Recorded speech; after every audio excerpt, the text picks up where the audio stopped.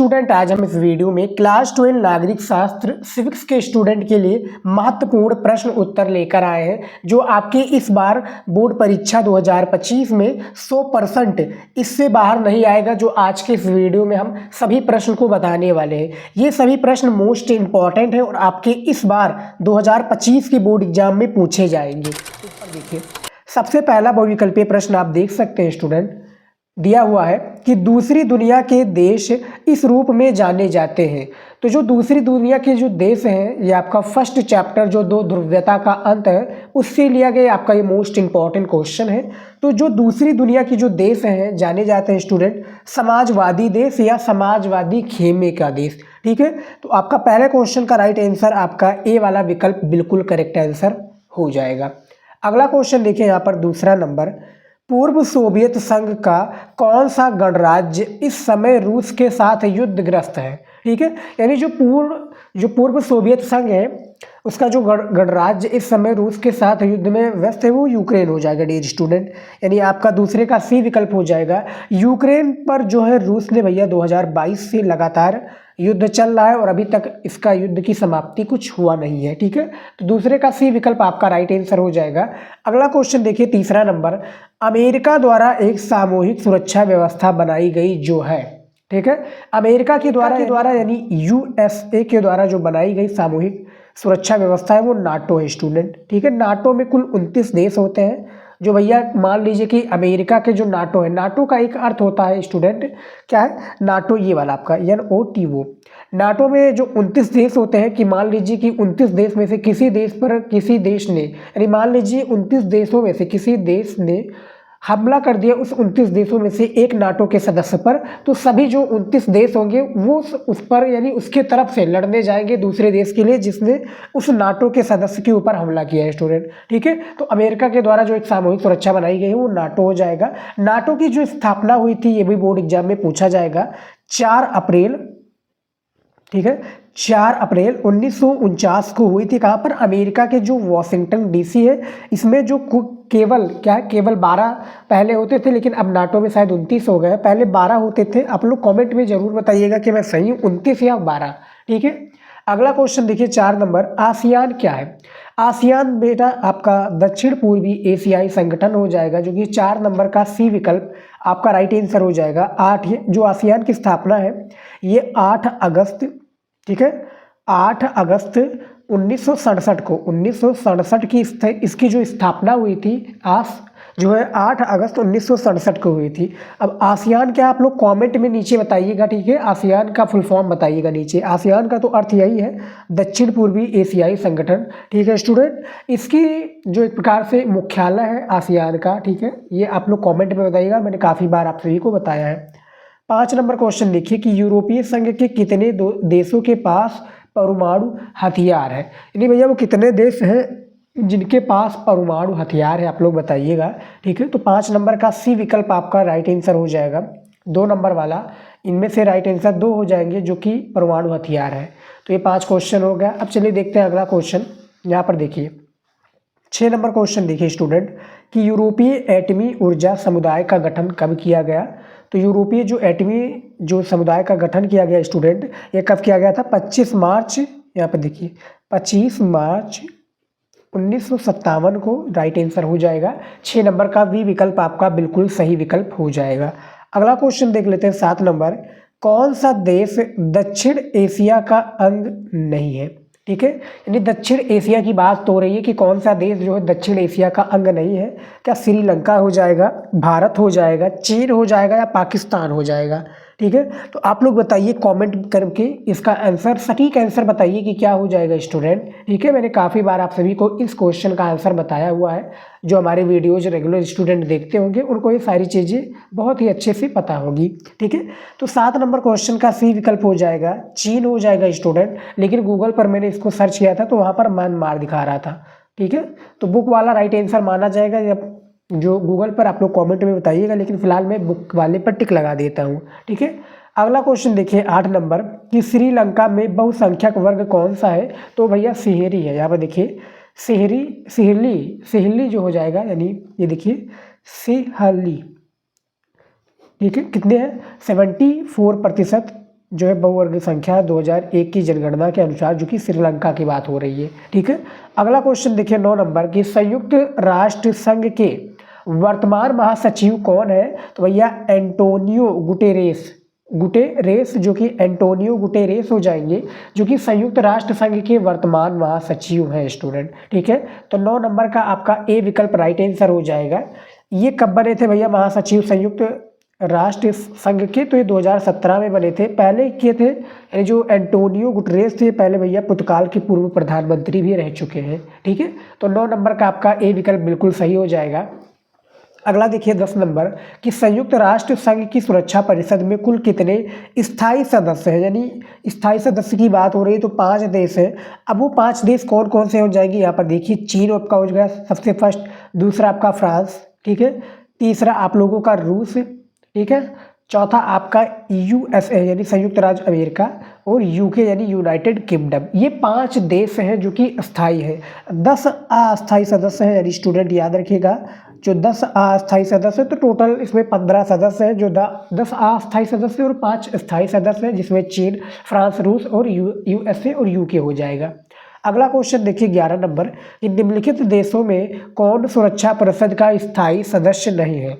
ठीक है, स्थायी सदस्य नहीं है, यहाँ पर ये बात हो रही है कि सुरक्षा परिषद का स्थायी सदस्य नहीं है, तो इनमें से भैया भारत हो जाएगा, जो कि सुरक्षा परिषद का स्थायी सदस्य नहीं है। तो 11 नंबर का आपका ए विकल्प बिल्कुल राइट आंसर हो जाएगा।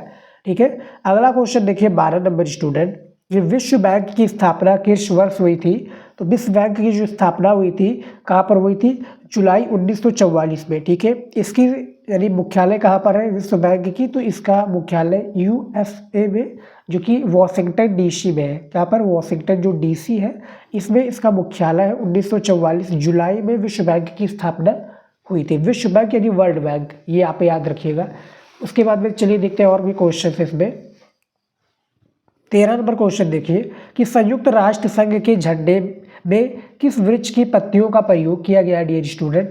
तो संयुक्त राष्ट्र जो संघ, इसमें किस झंडे यानी किस झंडे की वृक्ष का पत्तियों का जो प्रयोग किया गया वो जैतून हो जाएगा। तो 13 नंबर का सी विकल्प जैतून हो जाएगा राइट आंसर, जो कि 13 नंबर का सी राइट आंसर है स्टूडेंट। अगला क्वेश्चन देख लेते हैं यहाँ पर 14 नंबर। देखिए, संयुक्त राष्ट्र की कुंजी कहलाता है, तो संयुक्त राष्ट्र की जो कुंजी कहलाता है क्या कहलाता है? आम सभा, सुरक्षा परिषद, न्याय सीता, यहाँ पर देखिए न्याय सीता परिषद या सचिवालय। तो 14 नंबर का राइट आंसर बी हो जाएगा, सुरक्षा परिषद हो जाएगा इसका करेक्ट आंसर, यानी 14 नंबर का बी ऑप्शन आपका राइट आंसर हो जाएगा। ठीक है, अगला क्वेश्चन देख लेते हैं यहाँ पर 15 नंबर। सुरक्षा अपने, यहाँ पर देखिए सुरक्षा अपने आप में किस प्रकार की धारणा है? तो ये आप लोग बताइए। तो ये भैया भूल भुलैयादार है। यहाँ पर देखिए 15 नंबर का ए विकल्प आपका राइट आंसर हो जाएगा। जो सुरक्षा है डियर स्टूडेंट, ये अपने आप में एक प्रकार से कौन सा है? भूल भुलैयादार धारणा है। ठीक है, 16 नंबर क्वेश्चन देखिए यहाँ पर कि एंटी बैलिस्टिक मिसाइल संधि यानी एवीएम यानी एंटी बैलिस्टिक मिसाइल्स, ठीक है, एंटी बैलिस्टिक मिसाइल संधि हस्ताक्षरित हुई थी, कब हुई थी डियर स्टूडेंट? तो ये आप लोग बताइएगा। ये कब हुई थी? 26 मई, यहाँ पर देखिए 26 मई 1972 को डियर स्टूडेंट। ठीक है, तो 26 मई 1972 को एंटी बैलिस्टिक मिसाइल संधि, यानी यहाँ पर देख सकते हैं एंटी बैलिस्टिक मिसाइल संधि, बस आप इतना समझ लीजिए। ठीक है, 17 नंबर क्वेश्चन देखिए, वर्ल्ड फ्लू रोग से प्रभावित होने वाला प्रधान जीव कौन सा है? तो बकरी हो जाएगा, मुर्गी हो जाएगा, गाय हो जाएगा या बिल्ली हो जाएगा। ठीक है, तो आप बताइए। तो इनमें से जो 17 नंबर का वी विकल्प है यानी मुर्गी हो जाएगा, जो कि वर्ल्ड फ्लू रोग से प्रभावित होने वाला जो प्रधान जीव है वो मुर्गी है। तो 17 नंबर का वी ऑप्शन आपका राइट आंसर हो जाएगा। अगला क्वेश्चन देखिए यहाँ पर डियर स्टूडेंट 18 नंबर कि क्योटो प्रोटोकॉल का संबंध है। तो क्योटो प्रोटोकॉल का जो संबंध है निशस्त्रीकरण से है, पर्यावरण सुरक्षा से है, शरणार्थी समस्या से है, या इनमें से कोई नहीं स्टूडेंट। ठीक है, तो बताइए इनमें से जो राइट आंसर हो जाएगा क्या हो जाएगा? तो आपका ये पर्यावरण सुरक्षा से है। जो आपका क्योटो प्रोटोकॉल है डियर स्टूडेंट, ठीक है, ये आपका किससे संबंधित है? पर्यावरण सुरक्षा से। ठीक है, तो ये 18 नंबर क्वेश्चन था। इसके बाद में और क्वेश्चन है इसमें, यहाँ पर देखिए 19 नंबर क्वेश्चन देखिए कि विश्व में पेट्रोलियम का सबसे बड़ा संरक्षित भंडार कौन सा है स्टूडेंट। तो पूर्वी एशिया में है, रूस में है, अमेरिका में है या पश्चिमी एशिया में है। तो इनमें से राइट आंसर डी हो जाएगा, पश्चिमी एशिया हो जाएगा स्टूडेंट। लेकिन इसको मैंने गूगल पर सर्च किया था तो वहाँ पर संयुक्त राज्य अमेरिका दिखा रहा था। अब आप बताइए कि बुक के हिसाब से यानी जो पश्चिमी एशिया दिया है ये सही है या आपका अमेरिका वाला सही है। तो कॉमेंट में इसका आंसर हमें सटीक आंसर बताइए स्टूडेंट, यदि आपको पता है तब बताइएगा, ठीक है। अगला क्वेश्चन देख लेते हैं यहाँ पर 20 नंबर। देखिए भारत में ऊर्जा संरक्षण अधिनियम किस वर्ष पारित किया गया, इसके बारे में आपको बताना है। जो भारत में ऊर्जा अधिनियम है, संरक्षण अधिनियम, ये पारित कब किया गया था। तो ये पारित किया गया था स्टूडेंट, याद रखिएगा 2001 में, ठीक है।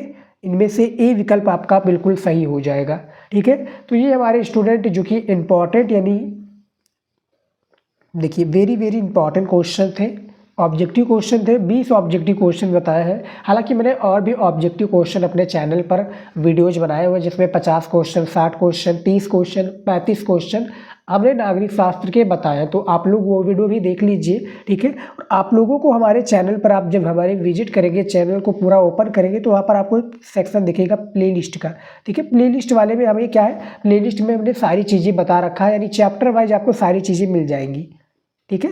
आपको देख लेते हैं यहाँ पर महत्वपूर्ण अति लघु उत्तरीय प्रश्न को, जो कि आपके नागरिक शास्त्र में 2 नंबर का पूछा जाता है और ये भी इसमें भी इंपॉर्टेंट क्वेश्चन है। यहाँ पर देख सकते हैं, देखिए सबसे पहला क्वेश्चन दिया हुआ डियर स्टूडेंट, यहाँ पर आप देख सकते हैं कि भारत को रूस के साथ अपने संबंधों से क्या फ़ायदा हुआ, इसके बारे में बताना है।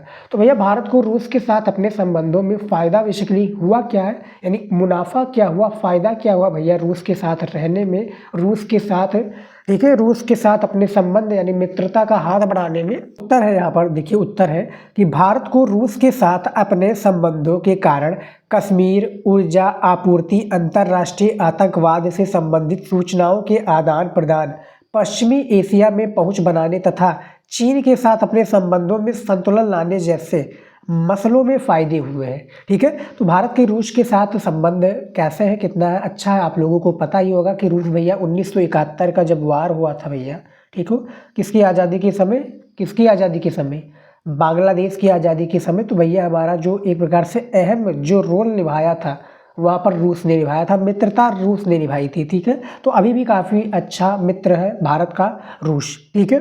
दूसरा क्वेश्चन देखिए यहाँ पर, दूसरी दुनिया के रूप में पहचाने जाने वाले 2 देशों का नाम लिखिए, ठीक है। तो दूसरी दुनिया के रूप में पहचाने जाने वाले जो दो देश है, एक आपका पोलैंड तथा दूसरा आपका हंगरी। यहाँ पर देखिए हंगरी हो जाएगा, ये आपका 2 देश का नाम है जो कि दूसरी दुनिया के रूप में पहचाने जाते हैं। तो आपको 2 नंबर मिल जाएगा। देखिए 1 नंबर आपको एक देश पर, दूसरे पर आपको 1 नंबर हो जाएगा। तो टोटल आपका बराबर 2 नंबर हो जाएगा। 2 नंबर का आपका अति लघु उत्तरीय प्रश्न पूछा जाता है बोर्ड एग्जाम में, खासकर नागरिक शास्त्र की मैं बात कर रहा हूँ। तीसरा क्वेश्चन देखिए यहाँ पर, यूरोपीय संघ की स्थापना कब हुई, इसके बारे में बताना है आपको, ठीक है। ये क्वेश्चन जो है आपका मोस्ट इंपॉर्टेंट क्वेश्चन है, VVI कहना आपका क्वेश्चन ये गलत नहीं है। उत्तर देखिए, यूरोपीय संघ की स्थापना 1992 में हुई। यूरोपीय संघ के रूप में सामान, विदेश और सुरक्षा नीति, आंतरिक मामलों और न्याय से जुड़े मुद्दों पर सहयोग और एक सामने मुद्रा के चयन का मार्ग प्रयास्त हुआ, ठीक है। यूरोपीय संघ का अपना झंडा और राष्ट्रगान, स्थापना दिवस और अपनी मुद्रा है, किसकी, यूरोपीय संघ की। इसकी स्थापना 1992 में हुई। ये खासकर बहुविकल्पीय में क्वेश्चन स्टूडेंट पूछा जाएगा, तो आप लोगों को अच्छे से तैयार कर लेना है, ठीक है। तो गले में कुछ प्रॉब्लम है तो इसको इग्नोर कीजिएगा, ठीक है। इस समय मेरी तबीयत जो है ठीक नहीं चल रही, इसीलिए मैं क्या है वीडियोज को कम लेकर आता हूँ। पहले क्या मैं 2 वीडियोज को लेकर आता था, लेकिन अब 1 ही वीडियो आती है चैनल पर, ठीक है। तो इसके लिए माफ़ी मैं चाहूँगा और आपकी मैं पूर्ण रूप से तैयारी करा रहा हूँ, चाहे मुझे कुछ भी हो जाए, मेरी तबीयत ख़राब हो या कुछ भी इशू रहे, लेकिन मैं आपकी पूर्ण रूप से तैयारी स्टूडेंट कराऊंगा। बस आप लोग मेहनत कीजिए, 100% स्टडी पर दीजिए, ठीक है। और एक हमारा न्यू वीडियो आया हुआ है कि 2 महीने में तैयारी कैसे करें, वो वीडियो ज़रूर देखिएगा। उसमें मैंने काफ़ी सारे डाउट क्लियर किए हैं। वीडियो के लास्ट में मैंने सारे डाउट के बारे में बताया कि क्या आपको करना है, क्या नहीं करना है, ठीक है, कैसे आपको स्टडी करनी है। जो अभी भी ज्वाइन हुए हैं और अब से पढ़ाई करना शुरू किए, उनको कुछ नहीं समझ में आ रहा क्या करें, उनके लिए वो वीडियो ज़रूर देख लीजिएगा। उसके बाद में देखिए अगला क्वेश्चन 4 नंबर, देखिए आसियान के 2 संस्थापक देशों का नाम लिखिए। तो इसमें जो 2 स्थापक संस्था यानी जो संस्थापक देश है सबसे पहला आपका इंडोनेशिया तथा दूसरा मलेशिया हो जाएगा। ठीक है, आसियान के संस्थापक देशों का नाम। ठीक है डियर स्टूडेंट, आसियान की स्थापना कब हुई थी आप लोग बताइए? क्या 8 अगस्त 1967 को हुई थी? जी हाँ स्टूडेंट, 8 अगस्त 1967 को आसियान की स्थापना हुई थी। अगला क्वेश्चन है 5 नंबर, LTT। LTT, ठीक है, LTT का पूर्ण रूप क्या है? यहाँ पे देखिए, यहाँ पे देखिए LTTE का पूर्ण विस्तार बताइए। 2 नंबर का क्वेश्चन है। आंसर देखिए, उत्तर है लिबरेशन टाइगर्स ऑफ तमिल इलम। लिट्टे, यहाँ पे देखिए लिट्टे LTTE का पूर्ण विस्तार है। ये एक उग्र तमिल संगठन है जो श्रीलंका में 1963 के बाद सेना के साथ सशस्त्र संघर्ष कर रहा है। ठीक है, यहाँ पे देखिए LTTE, ठीक है, LTTA, liberation tigers of Tamil इलम, लिबरेशन ऑफ टाइगर तमिल इलम। ठीक है, ये आप समझ गए। इसकी यानी जो है जो श्रीलंका में 1963 के बाद सेना के साथ संघर्ष कर रहा है। ठीक है, तो ये LTT का पूर्ण विस्तार है जो यहाँ पर आप लोग देख सकते हैं। अगला क्वेश्चन देखिए 6 नंबर, भारत पाकिस्तान विवाद के 2 कारण बताइए। ठीक है, ये क्वेश्चन जो है आपके मोस्ट इंपॉर्टेंट क्वेश्चन है स्टूडेंट। इन सभी क्वेश्चन को आप लोग हल्के में मत लीजिएगा क्योंकि पेपर में आपके इस बार कंफर्म है आने वाला है ये सभी क्वेश्चन, तो तैयार कर लेना है। देखिए उत्तर है कश्मीर मसला सियाचिन ग्लेशियर पर नियंत्रण तथा पाक द्वारा प्रायोजित यानी पाकिस्तान द्वारा प्रायोजित आतंकवाद भारत पाकिस्तान के मध्य विवाद के 2 प्रमुख कारण हैं। अब आप लोग कहेंगे कि सर इसमें 2 प्रमुख कारण कैसे पता चलेगा? तो देखिए कश्मीर मसला पहला हो गया, दूसरा सियाचिन ग्लेशियर पर नियंत्रण तथा पाक द्वारा प्रायोजित आतंकवाद। ठीक है, ये भारत के मध्य 2 प्रमुख कारण हैं जो कि विवाद के 2 कारण बताए जा रहे हैं। ठीक है, ये आप लोग तैयार कर लीजिएगा। उसके बाद में देखिए अगला 7 नंबर क्वेश्चन, संयुक्त राष्ट्र संघ के प्रथम महासचिव कौन थे? इनके बारे में बताना है। संयुक्त राष्ट्र संघ की यहाँ पर बात हो रही है, तो देखिए उत्तर है संयुक्त राष्ट्र संघ के प्रथम महासचिव नॉर्वे के, यहाँ पे देखिए देखिए नॉर्वे के ट्राइब ली 1946 और 1952 थे। इन्होंने कश्मीर से लेकर भारत पाकिस्तान के बीच हुई लड़ाई में युद्ध विराम का प्रयास किया। ठीक है, याद रखिएगा यहाँ पर 1986 से देखिए 46 से 1952। 8 नंबर क्वेश्चन देखिए, सबसे अधिक बार वीटो प्रयोग करने वाले 2 देशों का नाम का उल्लेख कीजिए। भैया सबसे अधिक वीटो क्या होता है? वीटो जो है ये देखिए वीटो केवल 5 ही देशों के पास है स्टूडेंट, शायद आपका रूस अमेरिका, तो ये तो 2 कंफर्म है, फ्रांस हो जाएगा, चीन हो जाएगा। ठीक है, फ्रांस चीन ब्रिटेन भी इसमें हो सकता है। ठीक है, यानी यूनाइटेड किंगडम, टोटल 5 इसमें दे सकते हैं। वीटो क्या होता है स्टूडेंट कि देखिए सबसे अधिक बार वीटो प्रयोग करने वाले 2 देशों का नाम सोवियत संघ रूस यानी सोवियत संघ जो रूस है अभी प्रेजेंट टाइम में, दूसरा अमेरिका यानी संयुक्त राज्य अमेरिका। ये 2 देश भैया सबसे अधिक वीटो का प्रयोग। वीटो क्या होता है कि कोई भी प्रस्ताव है, मान लीजिए कि 5 देश का सहमति है तो भैया वीटो लागू हो सकता है। लेकिन मान लीजिए कि 5 देश में से 4 देश सहमत हैं, 1 देश नहीं सहमत है, ठीक है, असहमत है, तो वो क्या वीटो प्रस्ताव जो हो जाएगा वो रद्द हो जाएगा। ठीक है, तो सबसे अधिक बार वीटो प्रयोग करने वाले 2 देशों का नाम आपको लिख देना है। अगला क्वेश्चन देखिए स्टूडेंट 9 नंबर, AVM संधि का महत्व बताइए। ठीक है, हमें क्या बताना है? AVM संधि का महत्व बताना है। तो देखिए उत्तर है एंटी बैलिस्टिक मिसाइल संधि AVM, जैसा कि मैंने आपको ऑब्जेक्टिव क्वेश्चन में ही बता दिया था। ठीक है, 1972 में इसकी स्थापना हुई थी। 1972 में हुई थी, कब हुई थी? शायद 25 मई को हुई थी, ऐसा कुछ हुआ था स्टूडेंट, आप लोग बताइएगा। मैंने काफ़ी बार आपको बताया है और अभी भी मैंने बताया है स्टूडेंट, याद रखिएगा कब हुआ था।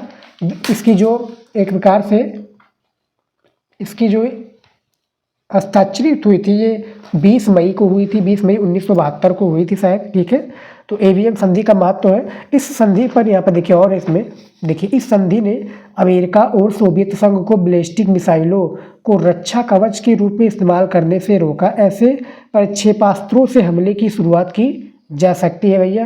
यानी इसमें क्या होता है, जो ये परमाणु हथियार संधि की भैया आप कोई भी देश परमाणु का प्रयोग नहीं करेगा। एक प्रकार से उस पर एक वो हो जाता है, जिस तरह से ताशकंद जो है ताशकंद आप लोगों को समझौता याद होगा ना, तास्कस समझौता हुआ था, सेम उसी प्रकार से इसमें भी अलग अलग समझौते होते हैं, अलग अलग नियम कानून लागू होते हैं। 10 नंबर क्वेश्चन देखिए, अप्रवासी और शरणार्थी। देखिए अप्रवासी और जो शरणार्थी से आप क्या समझते हैं, इनके बारे में बताना है। तो उत्तर देखिए, अप्रवासी वह लोग होते हैं जो अपनी इच्छा से स्वदेश छोड़ते हैं, जबकि शरणार्थी वे लोग होते हैं जो प्राकृतिक आपदा अथवा राजनीतिक उत्पीड़न के कारण स्वदेश छोड़ने पर मजबूर होते हैं। ठीक है स्टूडेंट, तो यहाँ पर देखिए शरणार्थी वे लोग होते हैं जो प्राकृतिक आपदा अथवा, यानी शरणार्थी का अर्थ होता है कि भैया शरण लेना, किसी देश में शरण लेना स्टूडेंट।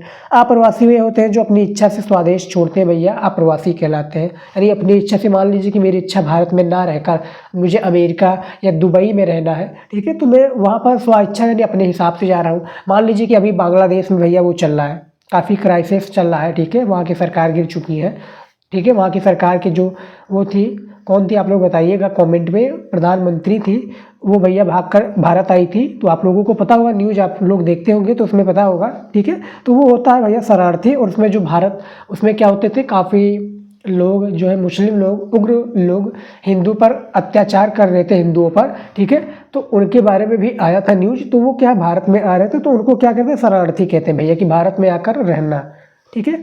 11 नंबर क्वेश्चन देखिए कि पृथ्वी सम्मेलन कब और कहाँ पर हुआ था। तो बहुत ही इंपॉर्टेंट क्वेश्चन है, याद रखिए। देखिए उत्तर देखिए, 1992 का पृथ्वी सम्मेलन ब्राजील के जो रियो डी जनेरियो में आयोजित किया गया।